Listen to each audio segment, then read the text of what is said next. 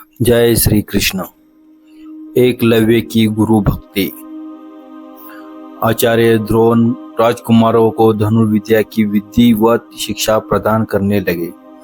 उन राजकुमारों में अर्जुन के अत्यंत प्रतिभावान तथा गुरुभक्त होने के कारण वे द्रोणाचार्य के प्रिय शिष्य थे। द्रोणाचार्य का अपने पुत्र अश्वत्थामा पर भी विशेष अनुराग था, इसलिए धनुर्विद्या में वे भी सभी राजकुमारों में अग्रणी थे। किंतु अर्जुन अश्वत्थामा से भी अधिक प्रतिभावान थे। एक रात्रि को गुरु के आश्रम में जब सभी शिष्य भोजन कर रहे थे, तभी अकस्मात हवा के झोंके से दीपक बुझ गया। अर्जुन ने देखा, अंधकार को जाने पर भी भोजन के कौर को हाथ मुंह तक ले जाता है।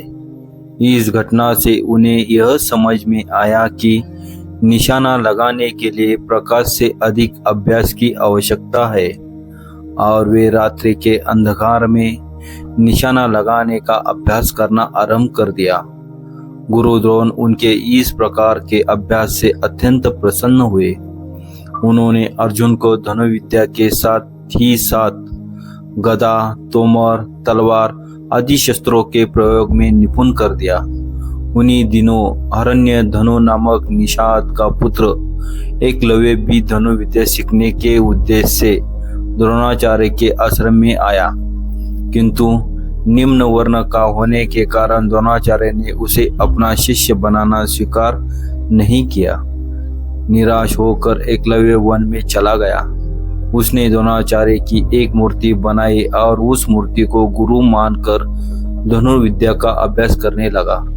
एकाग्र चित्त से साधना करते हुए अल्पकाल में ही वह धनुर्विद्या में अत्यंत निपुण हो गया। एक दिन सारे राजकुमार गुरु द्रोण के साथ आखेट के लिए उसी वन में गए, जहाँ पर एकलव्य आश्रम बनाकर धनुर्विद्या का अभ्यास कर रहा था।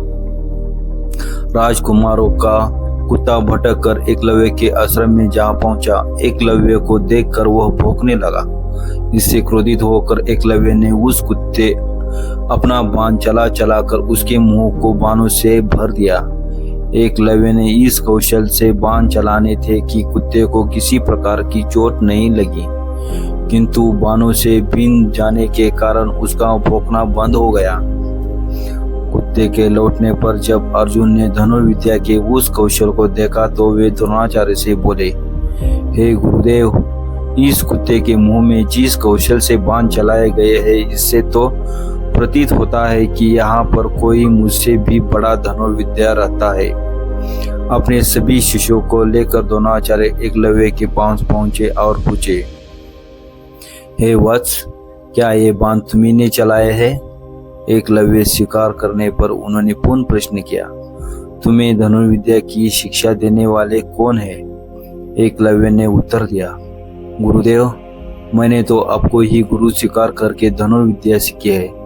इतना कहकर उसने द्रोणाचार्य की उनकी मूर्ति के समक्ष ले जाकर खड़ा कर दिया। द्रोणाचार्य नहीं चाहते थे कि कोई अर्जुन से बड़ा धनुर्धारी बन पाए। वे एकलव्य से बोले, यदि मैं तुम्हारा गुरु हूँ तो तुम्हें मुझको गुरु दक्षिणा देनी होगी।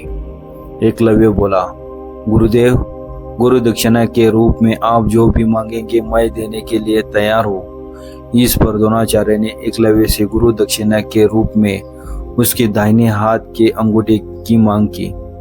एकलव्य ने सहर्ष अपना अंगूठा दे दिया। इस प्रकार एकलव्य अपने हाथ से धनुष चलाने में असमर्थ हो गया, तो अपने पैरों से धनुष चलाने का अभ्यास करना आरंभ कर दिया। महाभारत अर्जुन की प्रतिज्ञा। महाभारत का भयंकर युद्ध चल रहा था। लड़ते लड़ते अर्जुन रणक्षेत्र से दूर चले गए थे।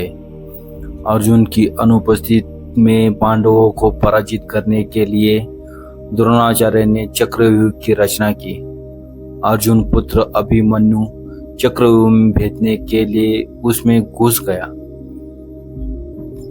उसने कुशलता पूर्वक चक्रव्यूह के 6 चरण भेद लिए, लेकिन 7वें चरण में उसे दुर्योधन, जयद्रथ आदि 7 महारथियों ने घेर लिया और उस पर टूट पड़े। जयद्रथ ने पीछे से अभिमन्यु पर जोरदार प्रहार किया। वह वार इतना तीव्र था कि अभिमन्यु उसे सहन नहीं कर सका और वीरगति को प्राप्त हो गया। अभिमन्यु की मृत्यु का समाचार सुनकर अर्जुन क्रोध से पागल हो उठा। उसने प्रतिज्ञा की कि यदि अगले दिन सूर्यास्त से पहले उसने जयद्रथ का वध नहीं किया तो वह आत्मदान कर लेगा। जयद्रथ भयभीत होकर दुर्योधन के पास पहुंचा और अर्जुन की प्रतिज्ञा के बारे में बताया।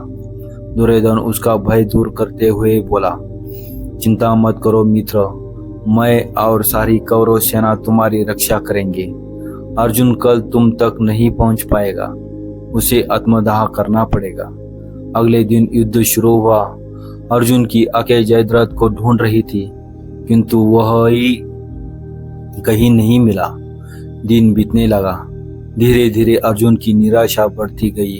यह देख श्री कृष्ण बोले, पार्थ, समय बीत रहा है और कौरव सेना ने जयद्रथ को रक्षा कवच में घेर रखा है।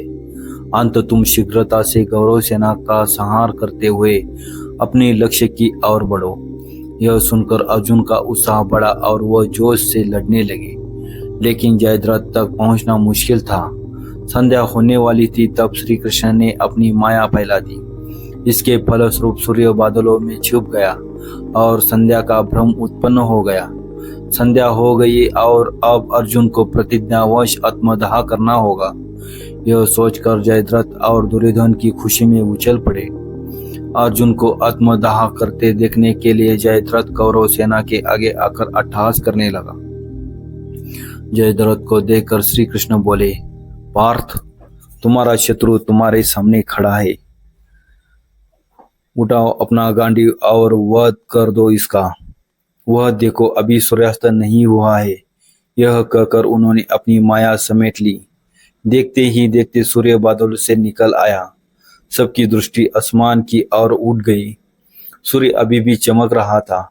यह देख जयद्रथ और दुर्योधन के पैरों तले जमीन खिसक गई।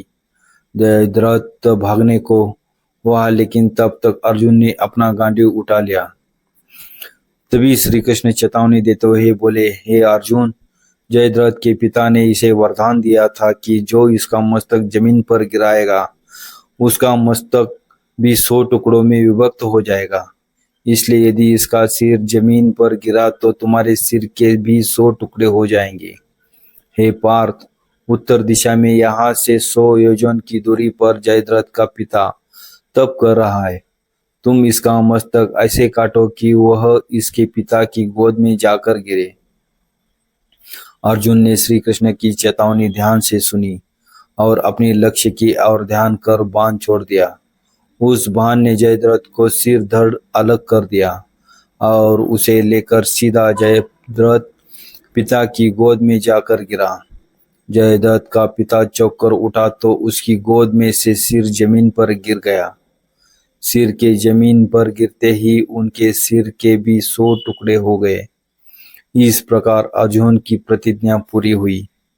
जय श्री कृष्ण।